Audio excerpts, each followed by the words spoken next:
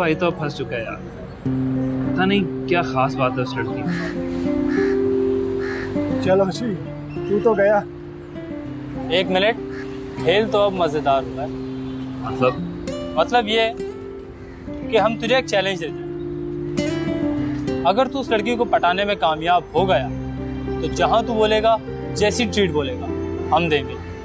ये क्या बात हुई यार, मैं तो ऐसा कुछ नहीं सोच रहा, मुझे तो बस वैसे ही वो अच्छी लगी, दैट्स इट। नहीं बेटा, अब तो तुझे चैलेंज कबूल करना पड़ेगा। हाँ ना, तो और क्या, ये तो खेल अब मजेदार हो गया। देख हारिफ, मॉडर्न लड़की पटाना कोई मुश्किल काम नहीं, मजा तो तब आएगा कि तू इस लड़की को पटाकर दिखाएगा। देखो यार, तुम हारिफ को बहुत मुश्किल टास्क दे रहे हो। देख यार, तू हारिफ को हल्के में मत ले। चलो भाई, ये डन हो गया। हारिफ उस लड़की को पटाकर दिखाएगा और उसे मॉडर्न बनाएगा, ऐसे ही जस्ट फॉर फन। बोल, शर्त मंजूर है? मंजूर है। और हाँ, अपनी शर्त याद रखना, तुझे उस लड़की को पटाना है, उसे मॉडर्न बनाना है। ये इश्क वगैरह के चक्कर में मत पड़ जाना।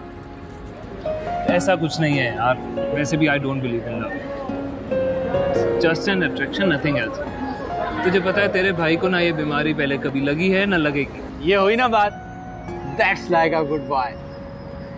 चलो अब कुछ खाने के लिए मंगवा लें। लाजमी बात है।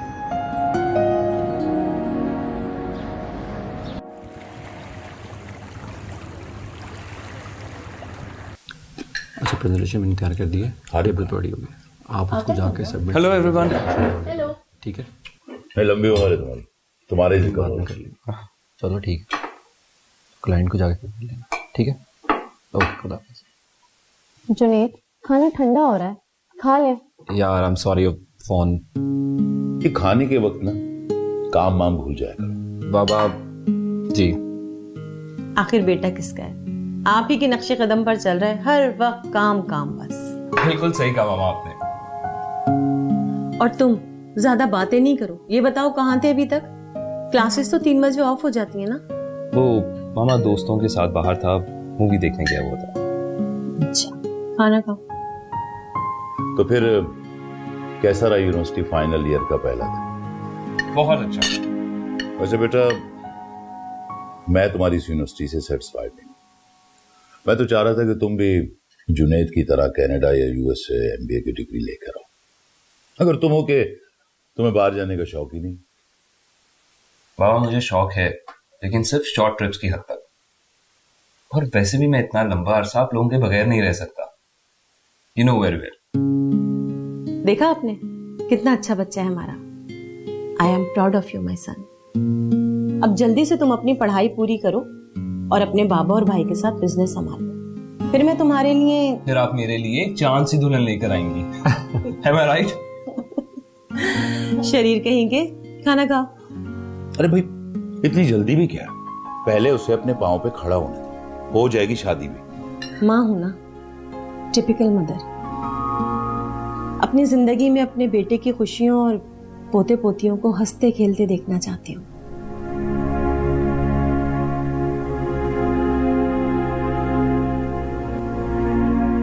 अरे भाई, जब अल्लाह की मर्जी होगी तो पोते पोतियां भी हो जाएंगे। डोंट वरी, पहले तो उस बच्चे को संभालिए जो आपके सामने बैठा है। तौबा है, वाकई आप किसी बच्चे से कम नहीं हैं। अब देखिए ना, हर वो चीज खा रहे हैं जिससे आपको डॉक्टर ने मना किया था। अरे बेगम, छोटी सी जिंदगी खुल के जीनी चाहिए।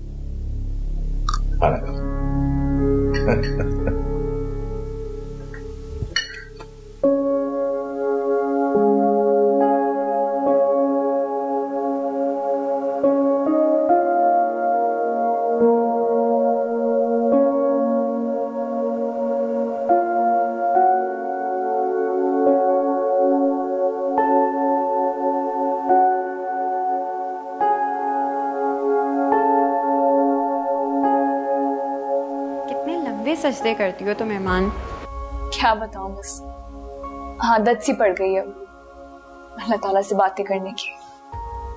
बातें करते करते वक्त कब गुजर जाता है कुछ पता ही नहीं चलता। चलो ये तो अच्छी बात है। तुम बहुत मुख्तलिफ लड़की हो ईमान, हालांकि तुम्हें कुछ ही अरसा हुआ है यहाँ आए हुए, लेकिन ऐसा लगता है हम बचपन से साथ रह रहे हैं और बहने हो। एक अजीब सी अपनायत हो गई है तुम्हारे साथ। Thank you so much.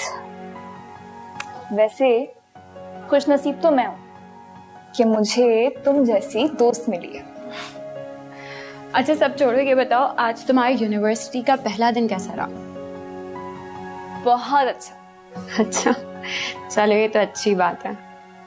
वैसे जिंदगी भी कितनी अजीब होती है ना, कहाँ तुम फैशन डिजाइनर बन रही थी और अब कहाँ तुम साइकोलॉजी पढ़ रही हो।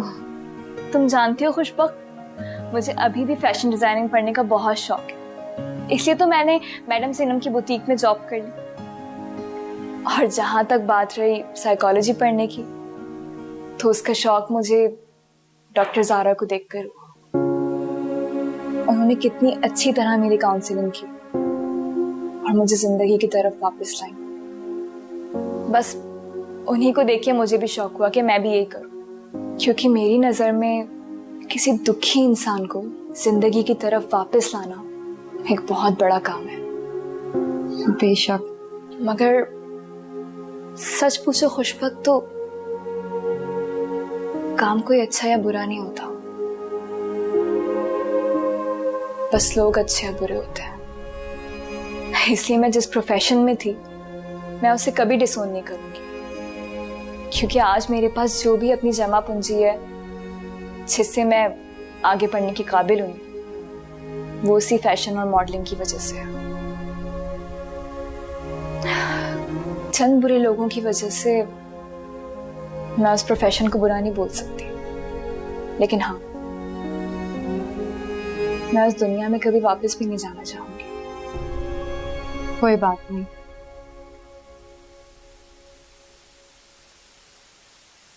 कहते हैं जो भी होता है अच्छे के लिए होता है, किसी को नहीं पता होता कि उसके नसीब में आखिर क्या लिखा है।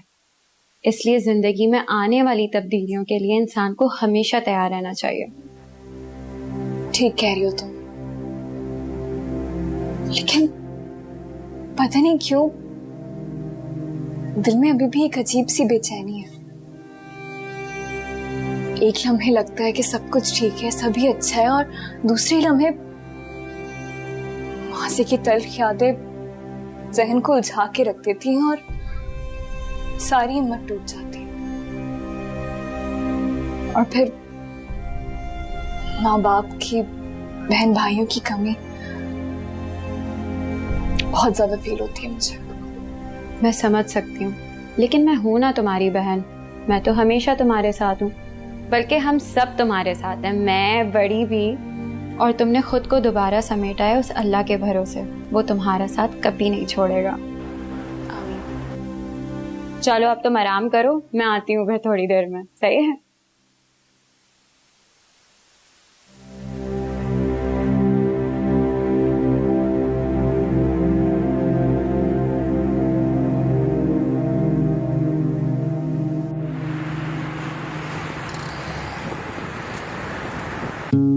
Good morning sir. Good morning, बैठें। जी क्या हाल चाल है स्टूडेंट्स, ठीक ठाक हैं आप लोग? जी तो स्टूडेंट्स, आज हम पढ़ेंगे स्किज़ोफ्रेनिया के बारे में, एक ऐसी बीमारी जो डिप्रेशन और एंजाइटी का नेक्स्ट लेवल है। लिहाजा इस बीमारी को स्टडी करने से पहले हमें डिप्रेशन, उसके सिम्टम्स, उसके रीजंस और इसके रिएक्शंस के बारे में भी जानना पड़ेगा। आपने अपने इर्द गिर्द डिप्रेशन के शिकार बहुत से अफराद को देखा होगा, जो आपके फ्रेंड्स भी हो सकते हैं या आपके फैमिली सर्कल में भी हो सकते हैं। डिप्रेशन और एंजाइटी के शिकार पेशेंट्स अपने मसाइल से जान छुड़ाने के लिए शॉर्टकट्स की तलाश में रहते हैं, जिन्हें हम टेम्पररी एस्केप्स कहते हैं, जैसे कि ड्रग्स या फिर सेल्फ हार्म, खुद को नुकसान पहुंचाना।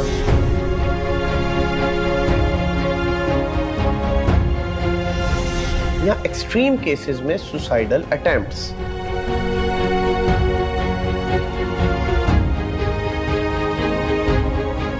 सर यस सर, ये डिप्रेशन कंट्रोल कैसे किया जा सकता है?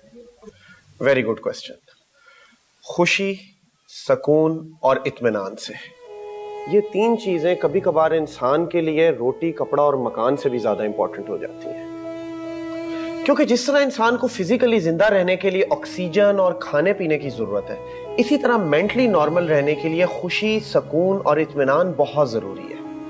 ये तीनों चीजें इकट्ठी मिल जाएं तो बनती है एक्सटेसी। और इस एक्सटेसी यानी सच्ची खुशी की इंतहा को हम लोग महंगी महंगी गोलियों की शक्ल में खरीदते हैं। कितने अजीब है ना हम लोग। अब सर। जी ईमान। सर ये एक्सटेसी मतलब सच्ची खुशी की इंतहा ये इंसान को कैसे मिल सकती है? बहुत आसान है। अपने इर्द गिर्द देखिए, अपनी जिंदगियों का जायजा लीजिए और सोचें कि ऐसा कौन सा काम है जिसको करने से आपको खुशी मिलती है, इत्मीनान मिलता है। मगर याद रखें, खुशी का मतलब हैप्पीनेस है, नॉट प्लेयर। तो जिस काम से आपको सच्ची खुशी मिले, जैसे इबादत करना, किसी की मदद करना, किसी को पढ़ाना या कोई क्रिएटिव काम, उस काम को अपनी रूटीन और अपनी जिंदगी का मकसद बना लें। आपको सच्ची खुशी भी मिल जाएगी और आप दुनिया के लिए प्रोडक्टिव भी साबित होंगे। You will play your part before you leave this world.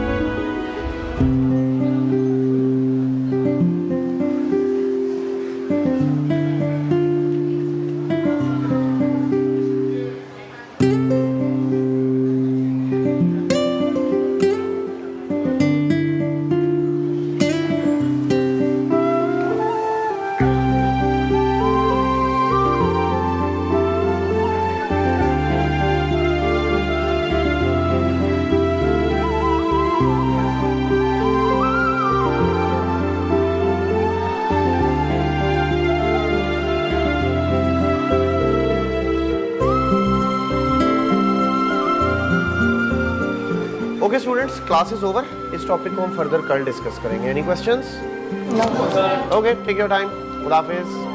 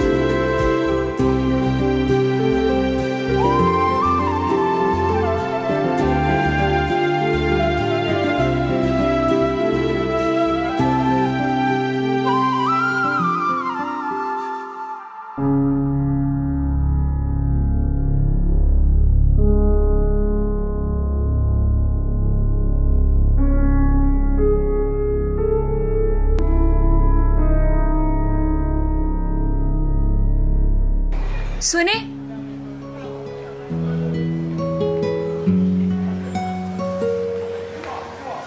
Hello, मैं आपसे बात कर रही हूँ। जी? आप मुसलसल मेरा पीछा कर रहे हैं। मुझे बेवकूफ मत समझिएगा। मैं कब से नोटिस कर रही हूँ आपको। यानी आप भी मेरा पीछा कर रही हैं? क्या?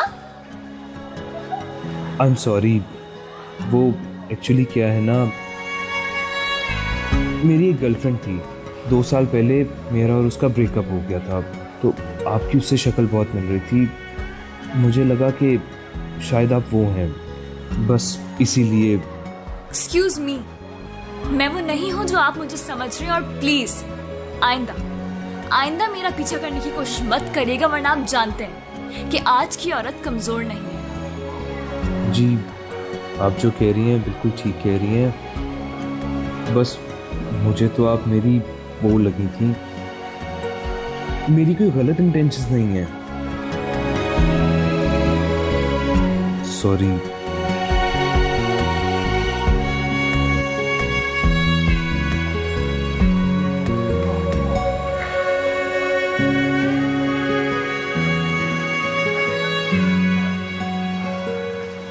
यार गलत जगह पंगा ले लिया। She is not that type of girl.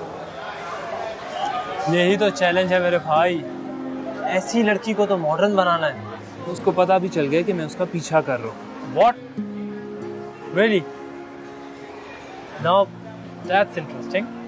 जी, और उसने मुझे रोका और पूछा कि मैं उसका पीछा क्यों कर रहा हूँ। ना कर, फिर थप्पड़ तो नहीं पड़ा? मैंने भी उसे झूठ बोल के कहा कि मेरी एक गर्लफ्रेंड थी जिससे मेरा 2 साल पहले ब्रेकअप हो गया था और मुझे लगा कि आप वो हैं। लेकिन यार मेरे ख्याल से मुझे उसको तंग नहीं करना चाहिए। Let's end of this game. No way my friend, असल खेल तो अब शुरू हो। देख, अगर तू चैलेंज पूरा नहीं कर सकता तो बोल दे, मैं चैलेंज पूरा करके दिखा दूँ। शट अप यार, हम यहाँ पढ़ने आते हैं, ये क्या हरकतें हैं? होए होए, देखो तो फिर इसके अंदर का जेंटलमैन जाग रहा है। Whatever. लेकिन ये अलग बात है कि उस लड़की में कुछ बात है।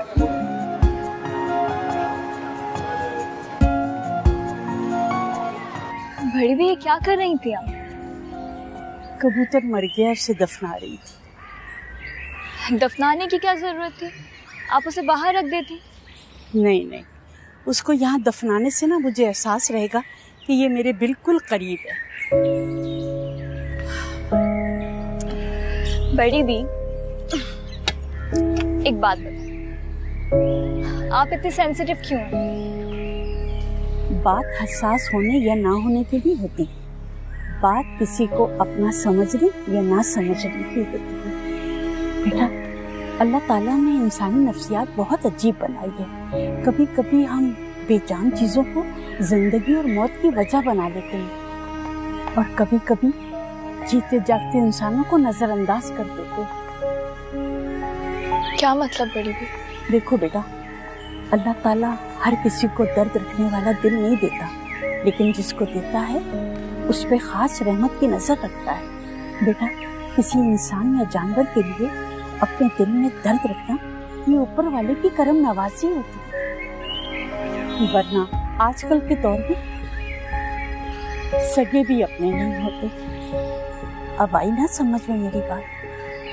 जी बड़ी भी, आप बिल्कुल सही कह रही हैं। खुदगर्जी और अनापरस्ती के इस दौर में किसी के लिए कुछ अच्छा सोचना या करना वाकई अल्लाह की करम नवाजी होती है। हाँ, तुम्हारी अपनी ही बात में तुम्हारे अपने ही सवाल का जवाब है बेटा। अगर तुम अपने हवाले से बात कर रही हो तो सोचो, अगर तुम्हें एक इंसान ने नुकसान पहुंचाया तो दूसरे इंसान ने तुम्हारी जान भी तो बचाई। इसलिए जिसने तुम्हारे साथ अच्छा किया उसके लिए दुआ करो और जिसने बुरा किया उसका मामला अल्लाह पे छोड़ दो।